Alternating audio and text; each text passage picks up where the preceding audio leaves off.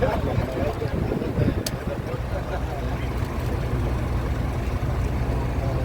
we the rest are not included, I want you to see what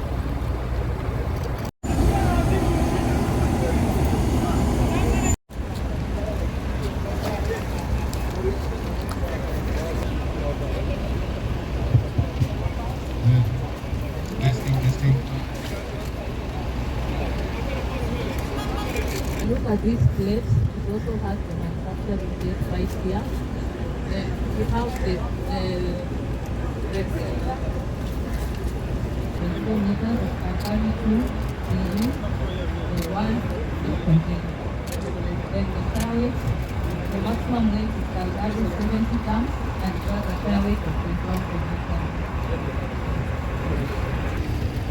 50 grand crane.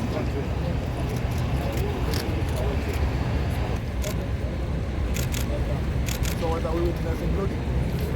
Yes, the roadie. Pleasure to be here today as we receive 50 wagons to facilitate operation of the Madaraka Express freight services. This is a key milestone, not just for the Kenya Railways Corporation, but for the entire Ministry of Roads and Transport, and indeed the region as a whole, as we seek to improve operational efficiency and service delivery in the transport sector. The African continent is continuously experiencing profound transformation, especially in commerce. This improvement is occasioned by several economic and governance reforms. In order to remain competitive as a nation, therefore, we must continuously improve our transport infrastructure. Railway transport is a key enabler of the aspirations set out in our country's long-term development blueprint, Vision 2030. My ministry, therefore, will ensure we have the requisite human capital, operational assets and information systems that are geared towards achieving this very important goal. The new weapons that we flap off today is part of our strategic response to market dynamics, meeting the ever-changing customer demands and gaining competitive edge. This acquisition will also help us in our goal of optimizing rail assets availability, reliability and utilization have not been in vain. Our rail transport sector, both standard gauge railway and medium gauge railway, continues to register significant gains.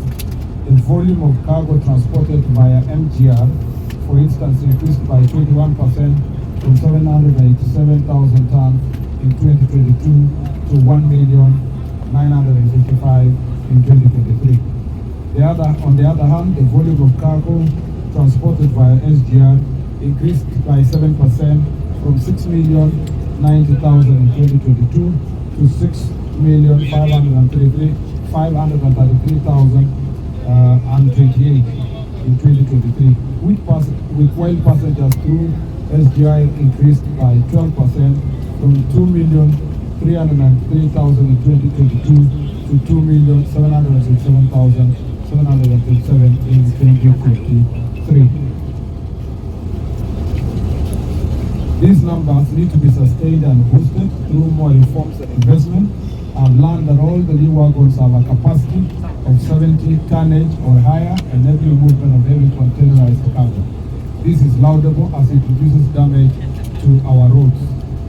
This first batch of 50 SGR wagons arrived at the port of Mombasa in January 2024, and I've been assured they have been duly inspected by railway engineers and certified for movement. A second batch of 250 wagons were loaded at Tianjin port in China in late January and are expected to arrive later this month. We are also expecting an additional 20 SGR passenger coaches comprising of 4 business class, 3 first class, and 12 economy coaches and 1 power car. Of these, 6 will have provisions for people with disabilities. This is in line with the government's principles of inclusivity or inclusive transport. The additional coaches are expected to support the high demand for SGR passenger services that saw an increased frequency with an addition of a night train service and a stop in Voi. In order to further enhance its competitive edge, I challenge Kenya Railways to acquire more rolling stock and locomotives for both the SGR and MGR networks. Delivery of efficient, reliable and safe competitive rail service is a core mandate of the corporation. As such, I'm gratified to know that rail operations and service delivery were identified as the key results of Kenya Railways in the revised strategic plan. The key result areas will be operationalized through a strategic objective, which is to increase freight market share of the port through throughput from 26% in 2022 to 42% in 2027.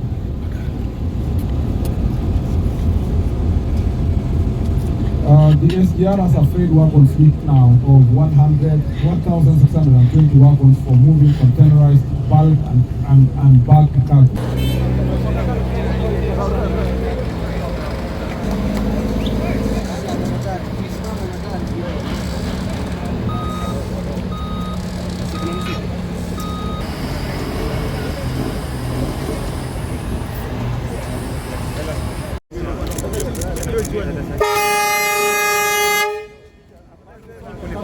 Camera boss.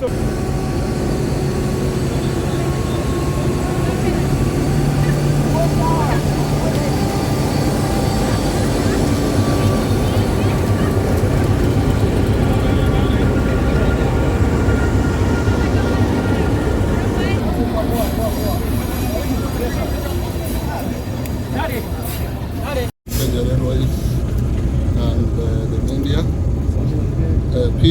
CS, we thank you for coming this morning.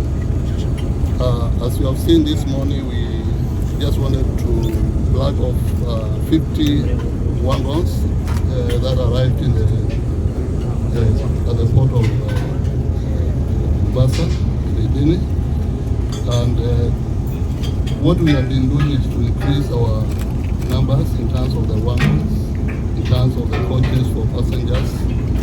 We are also planning to increase the number of locomotives, and therefore this morning we are honored to have you CS to come to flag off the numbers. It's a key milestone.